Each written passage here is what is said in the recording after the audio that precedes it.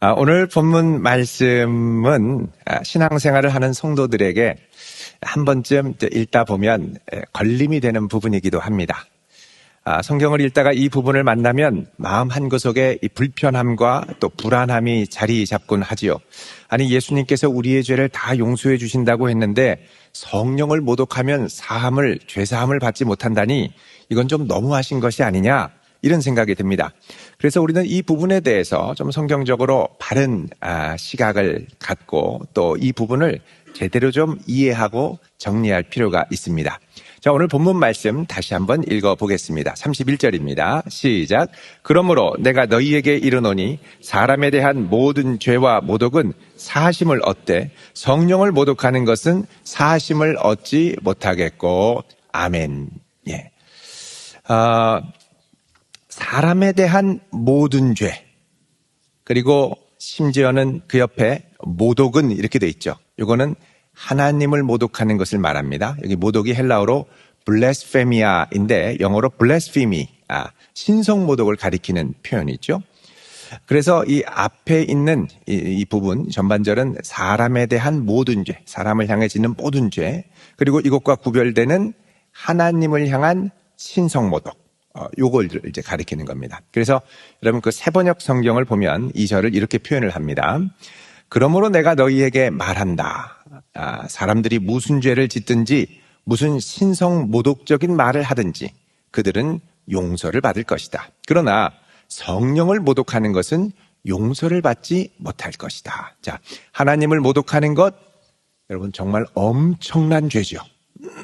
그래도 하나님은 이런 죄까지 다 용서해 주신다고 말씀합니다. 하지만 성령을 모독하면 그것은 용서받지 못한다, 이렇게 말씀을 합니다. 이어지는 32절도 여러분 함께 보도록 하겠습니다. 32절 시작. 또 누구든지 말로 인자를 거역하면 사심을 얻되 누구든지 말로 성령을 거역하면 이 세상과 오는 세상에서도 사심을 얻지 못하리라. 아멘. 자, 여기도 보면 이제 인자가 나옵니다. 인자는 예수님이죠. 예수님을 반대하고 예수님을 거슬러서 말하는 사람은 용서받을 수 있다라고 말씀을 합니다. 그러나 성령을 거스르는 사람은 이 세상, 이 현세는 물론이거니와 앞으로 장차올 영원한 세상에서도 용서를 받지 못한다고 말씀을 하지요. 그러니 이 죄가 얼마나 엄중하고 심각한 죄인지 우리는 짐작을 할 수가 있습니다. 마가복음 말씀을 보면 이것을 좀 더 직설적으로 말씀을 하는데요. 여러분 마가복음 3장 28절에서 29절을 우리 자막에 나오는데 같이 읽어보겠습니다. 시작. 내가 진실로 너희에게 이르노니 사람의 모든 죄와 모든 모독하는 일은 사하심을 얻되 누구든지 성령을 모독하는 자는 영원히 사하심을 얻지 못하고 영원한 죄가 되느니라 하시니니. 아멘. 자, 여기 보면 예수님은 그 누구도 예수님께 나오면 다 용서를 해주지만 성도가 용서받지 못하는, 그것도 영원히 용서받지 못하는 죄가 있는데 그게 바로 성령을 모독하는 죄, 성령 모독죄 또는 성령 회방죄라는 것입니다. 자, 우리에게는 이제 성령 회방죄로 좀 더 친숙하게 알려져 있는데요. 실제로 성경을 읽어보면 이 용서받지 못하는 죄에 대해서 말씀하시는 부분이 나옵니다. 대표적인 구절들을 좀 찾아보겠습니다. 먼저 히브리서 10장 26절에서 29절입니다. 여기는 우리가 한번 찾아보겠습니다. 히브리서 10장 26절에서 29절, 신약성경 363쪽입니다. 우리 같이 읽겠습니다. 26절부터 시작. 우리가 진리를 아는 지식을 받은 후 짐짓 죄를 범한 즉 다시 속죄하는 제사가 없고 오직 무서운 마음으로 심판을 기다리는 것과 대적하는 자를 태울 맹렬한 불만 있으리라. 모세의 법을 패한 자도 두세 증인으로 말미암아 불쌍히 여김을 받지 못하고 죽었거든. 하물며 하나님의 아들을 짓밟고 자기를 거룩하게 한 언약의 피를 부정한 것으로 여기고 은혜의 성령을 욕되게 하는 자가 당연히 받을 형벌은 얼마나 더 무겁겠느냐 너희는 생각하라. 아멘. 자, 여기 보면 진리를 아는 지식, 그러니까 복음을 받은 후에 짐짓 죄를 범하고 더 나아가서 29절에 은혜의 성령을 욕되게 하는 자는 용서를 받지 못하고 무거운 형벌에 처한다는 겁니다. 여기 보면 다시 속죄하는 제사, 용서받지 못한다는 언급이 있지요. 자, 요한일서 5장 16절에도 나옵니다. 여기 자막에 나오는데요. 같이 읽겠습니다. 시작. 누구든지 형제가 사망에 이르지 아니하는 죄 범하는 것을 보거든 구하라. 그리하면 사망에 이르지 아니하는 범죄자들을 위하여 그에게 생명을 주시리라. 사망에 이르는 죄가 있으니 이에 관하여 나는 구하라 하지 않노라. 아멘. 자, 여기도 사망에 이르는 죄, 용서받지 못하는 죄를 말합니다. 이런 거 보면 참 두렵고 무섭다는 생각이 들지요. 이에 관해서 나는 구하라 하지 않겠다, 간구하라 하지 않겠다, 내 죄를 용서해 주십시오, 간구하지 않겠다. 왜? 이거는 이제 끝난 거기 때문에 이렇게 얘기를 하는 겁니다. 사실 이런 두려움을 악용해서 이단 단체들은 본문과 같은 구절을 인용해서 성령 회방죄를 말합니다. 신도들을 자기네 단체에 대해서 잘못된 말을 하려고 할 때, 비방을 하려고 할 때, 그리고 여기가 좀 이상하다 느껴서 나가려고 할 때, 너 나가면 성령 회방죄야, 비방하면 성령 회방죄야, 이러면서 겁을 주지요. 그리고 이런 행위는 절대 용서받지 못한다고 하는 겁니다. 그래서 이 진리를 가르친다고 주장하는 자기 그 이단 단체들의 가르침, 의문을 제기하거나 이상하다고 거부하거나 그렇게 하면, 그리고 또 그 안에 있는 신도들에게 야 이거 좀 이상해, 생각해봐, 나와, 이렇게 얘기하면 이거 성령 회방죄다 이렇게 규정을 하고 말을 못하게 하는 것이죠. 그러면서 위협합니다. 성령 회방죄를 저지르면 용서받지 못하고 영원히 저주받아서 불못에 떨어진다 이렇게 얘기하는 거예요. 자, 그럼 이들은 왜 자기네 교주의 가르침과 자기네 단체를 반대하는 것을 성령 회방죄로 몰고 가는 것일까요? 그것은 이들에게 성령의 아주 독특한 왜곡된 개념이 있기 때문에 그렇습니다. 이들에게는 자기네 교주가 진리의 성령이 임한 보혜사라고 생각을 하죠. 그러니까 보혜사를 반대하는 것이 성령을 회방하고 모독하는 것이고, 보혜사의 가르침과 그의 말을 거역하는 것이 성령 회방죄가 됩니다. 한마디로 교주의 말을 조금이라도 무시하고 거역하면 성령 회방죄, 교주의 말을 거역하는 것이 성령 회방죄라는 것이죠. 여러분, 이단 단체에서 가끔씩 이런 소집을 합니다. 전성도 총집합. 그런데 안 와요. 그럼 성령 회방죄입니다. 무조건 전도해라. 1인 1명씩 전도. 사명 감당해라. 근데 안 하죠. 요즘 들어 특히 잠수를 많이 탑니다.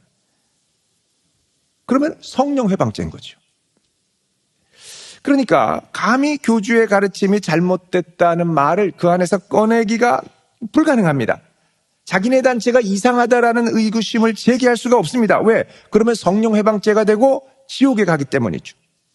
자기네 단체의 가르침에 의심을 품거나 거부하는 것은 결국 보혜사라고 주장하는 이 교주가 가르쳐준 가르침을 거부하는 것이기 때문에 성령 회방죄에 걸리게 되는 겁니다.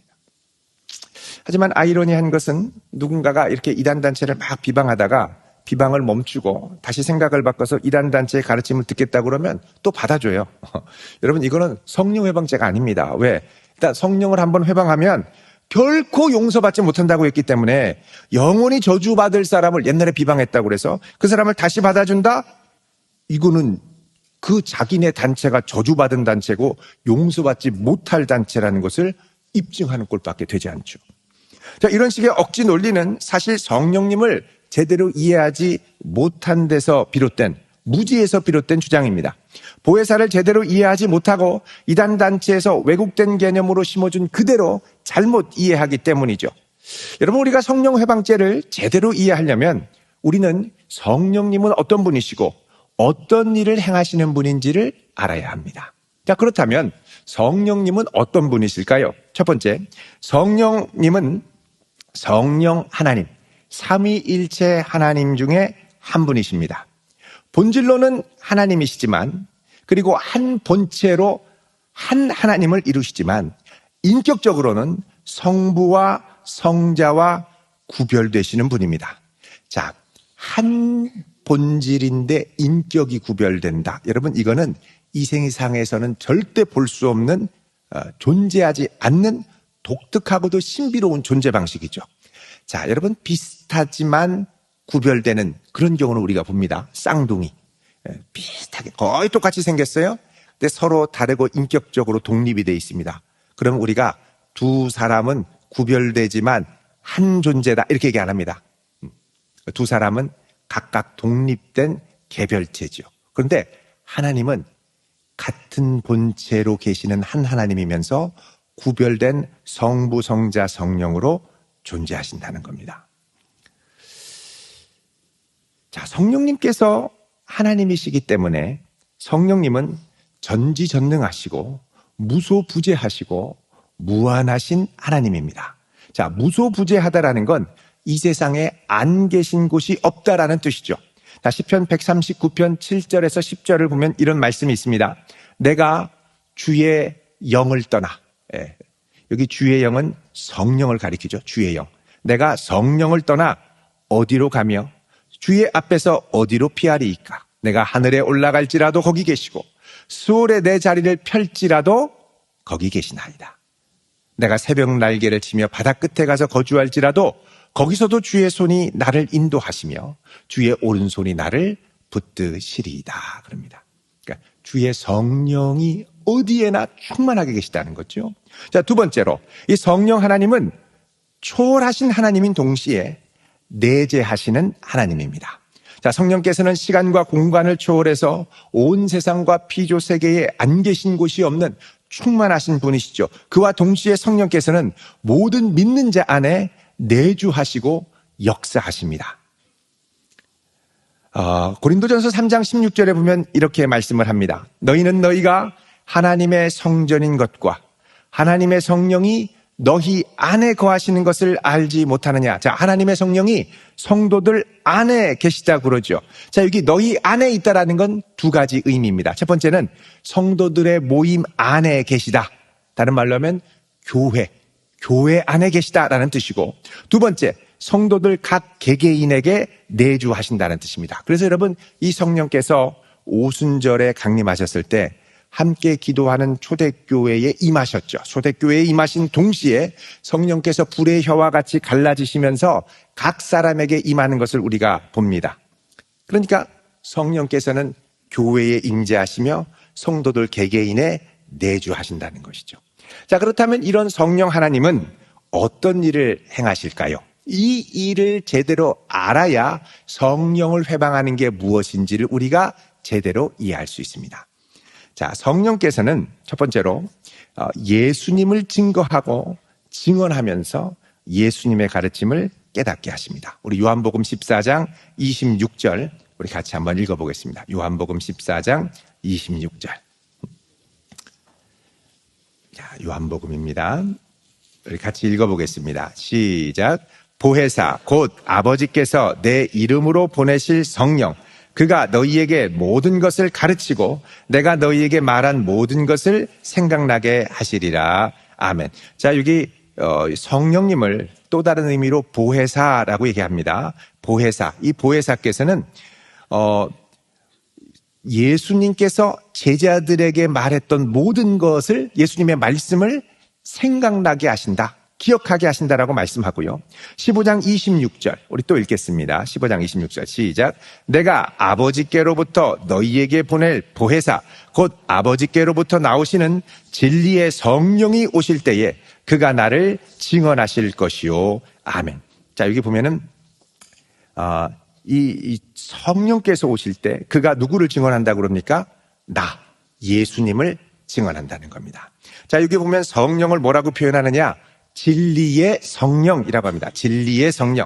이거는 성령께서 하시는 사역이 진리를 계시하고 가르치고 인도하시는 사역을 강조하기 위한 표현입니다. 성경에 보면 성령께서 하시는 사역과 일들을 강조하기 위해서 성령 앞에 다양한 수식어구들이 붙습니다.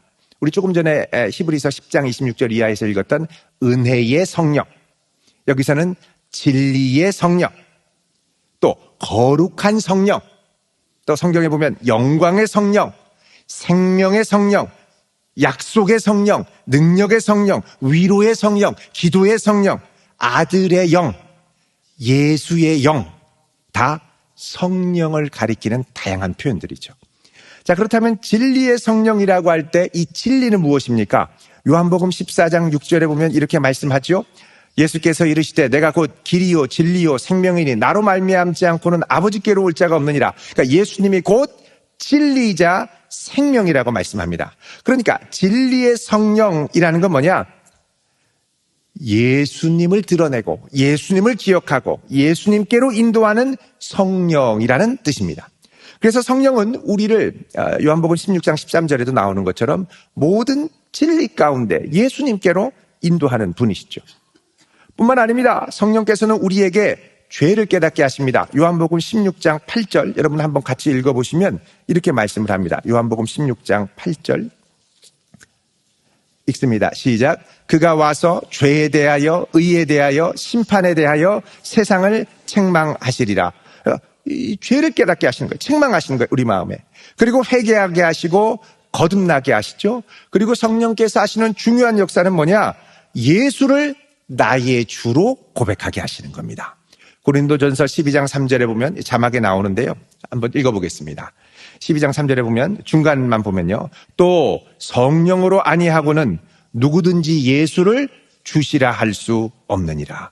자, 이렇게 우리를 구원하시고 성령께서 우리를 거룩하게 하시고 예수를 주로 믿도록 하시는 이분이 바로 삼위 하나님 중에 한 분인 성령의 역사를 하는 거죠. 그리고 더 나아가서 성령은 우리를 거룩하게 하셔서 성령님을 따라 살다 보면 사랑과 희락과 화평과 오래 참음과 자비와 양성과 충성과 온유와 절제와 같은 아름다운 삶의 열매를 맺게 하십니다. 성령께서는 이처럼 성도를 거룩하게 하시고 또 능력도 주시고 은사도 주셔서 하나님을 섬기게 하시죠. 또 예수님께서 이루신 구속의 사역을 우리 개인의 삶에 구체적으로 적용되도록 우리의 구원을 위해 역사하시는 겁니다. 그리고 이렇게 모인 교회를 하나가 되게 하시는데요. 에베소서 4장 3절에 보면 이렇게 말씀합니다. 성령이 하나 되게 하신 것을 힘써 지키라. 그러니까 성령은 뭐 되게 하신다? 하나 되게 하신다는 것이죠. 자, 그래서 이 성령을 따라 주님을 믿고 따라가게 되는데요. 자, 여기서 우리가 성령을 이제 보혜사라고 표현할 때 이 보혜사라는 의미를 잘 이해해야 됩니다. 여러분, 보혜사, 진리의 성령 이렇게 얘기를 하는데요.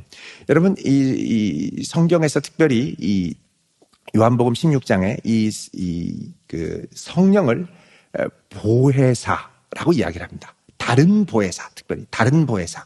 다른 보혜사라는 말은 뭐냐?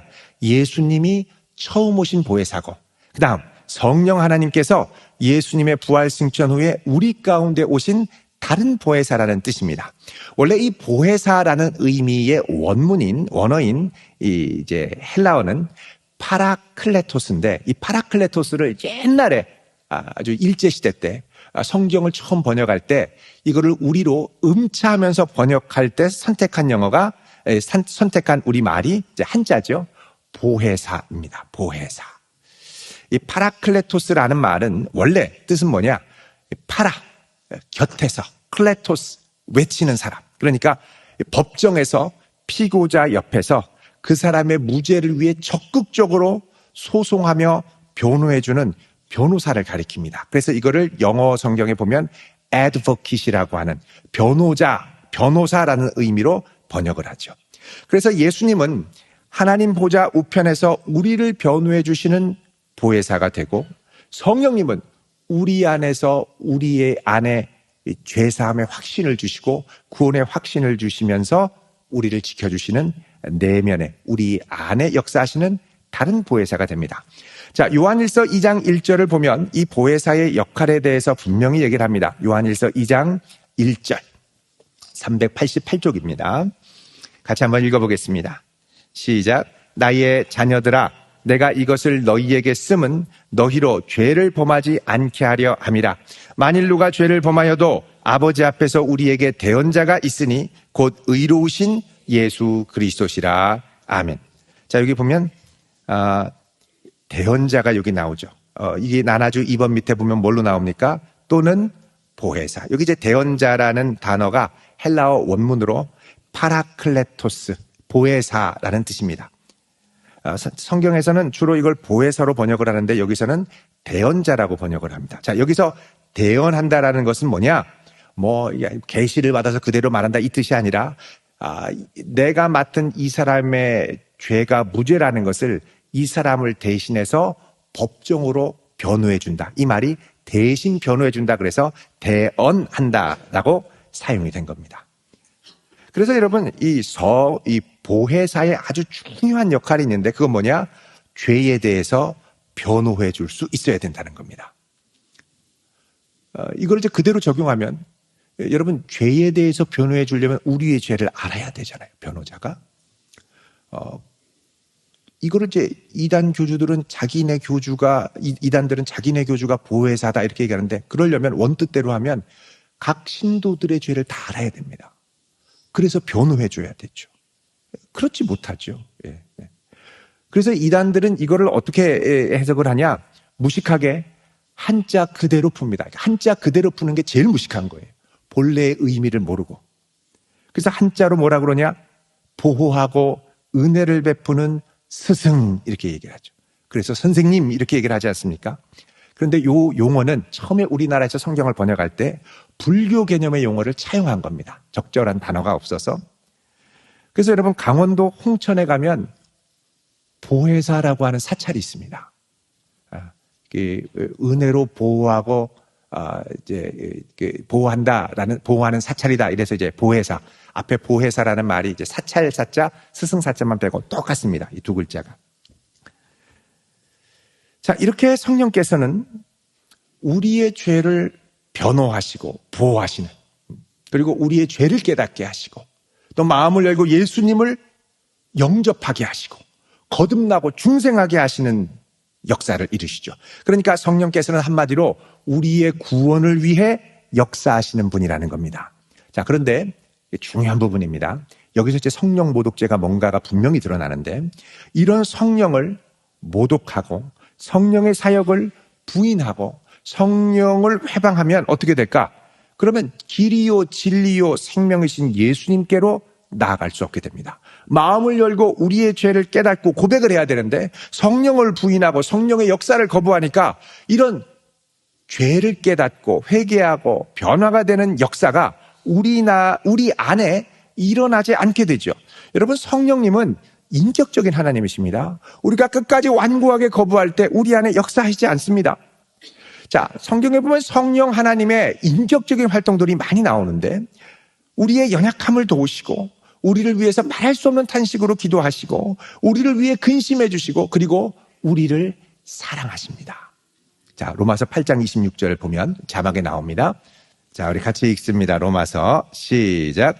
이와 같이 성령도 우리의 연약함을 도우시나니 우리는 마땅히 기도할 바를 알지 못하나 오직 성령이 말할 수 없는 탄식으로 우리를 위하여 친히 간구하시느니라. 아멘. 자, 성령도 우리의 연약함을 어떻게 해요? 도우신다고 그러죠. 그리고 성령께서 말할 수 없는 탄식으로 우리를 위해 기도하며 도우신다고 그럽니다. 자, 그 앞에 로마서 15장 뒤로 로마서 15장 30절을 보겠습니다. 로마서 15장 30절.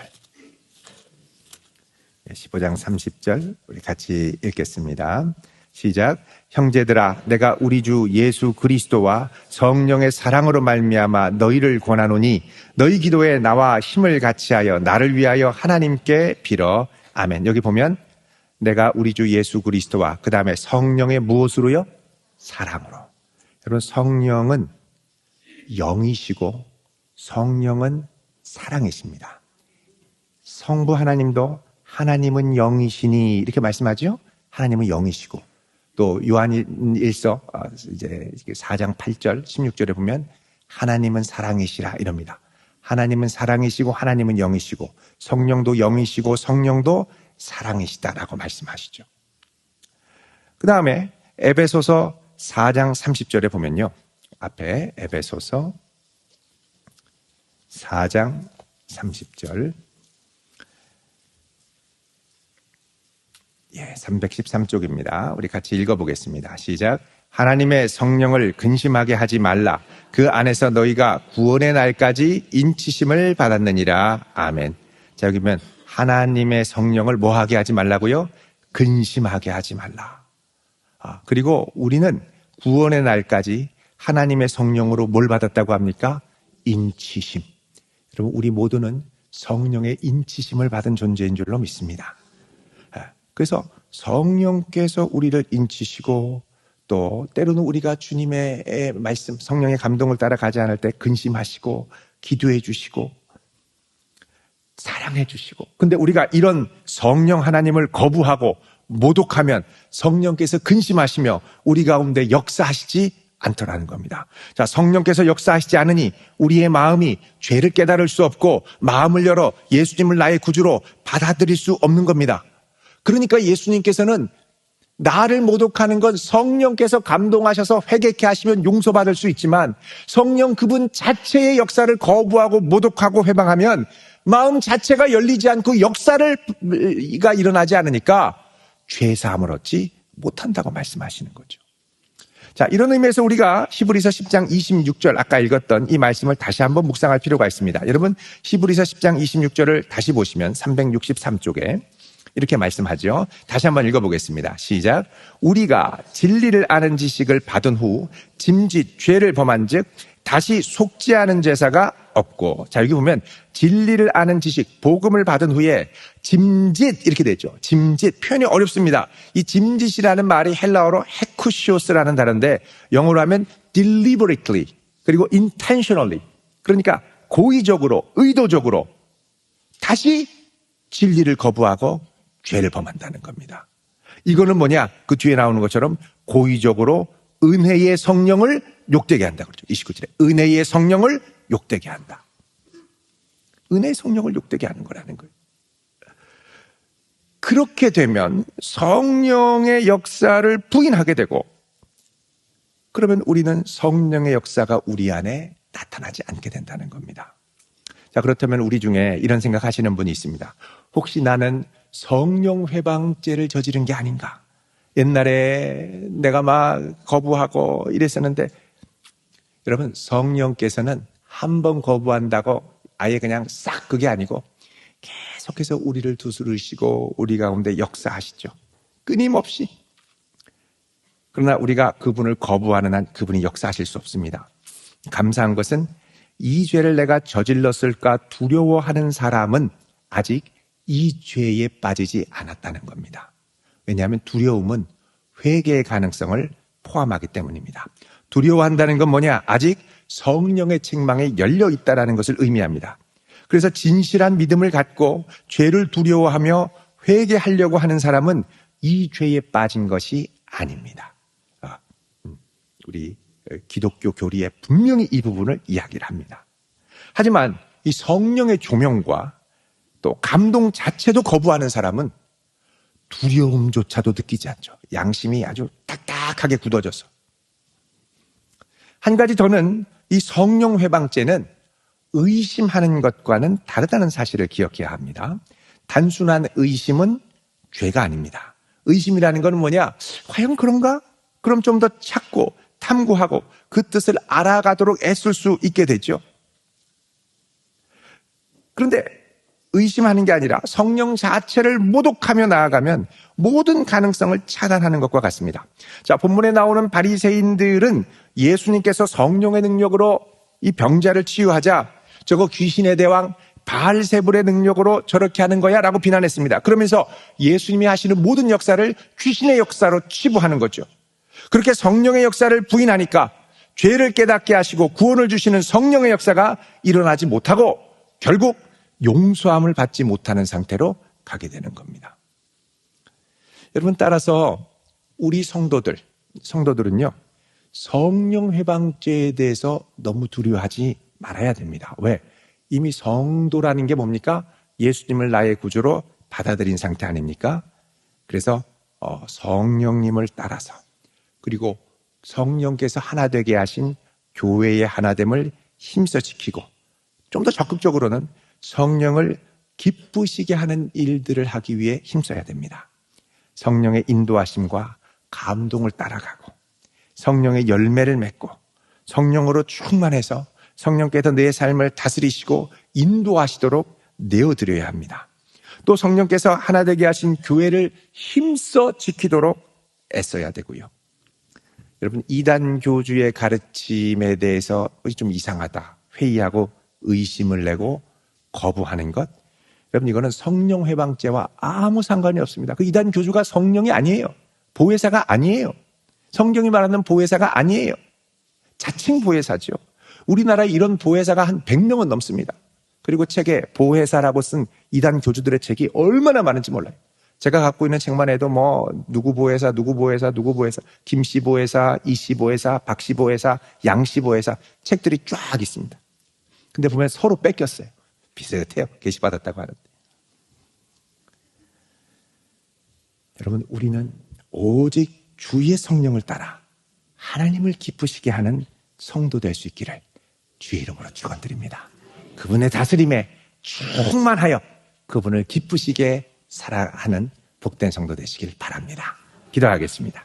거룩하신 아버지 하나님, 우리를 긍휼히 여겨주시고 주의 성령으로 충만하여 살아가게 하옵소서. 우리 안에 보혜사 되신 성령께서 오셔서 우리 안에 내주하사 주의 은혜와 십자가의 보혈과 죄사함의 감격이 끊이지 않게 하시고 날마다 주의 험한 십자가를 붙들고 감격하며 순종하며 살아가는 저희들이 되게 하옵소서. 예수님 이름으로 기도드립니다. 아멘.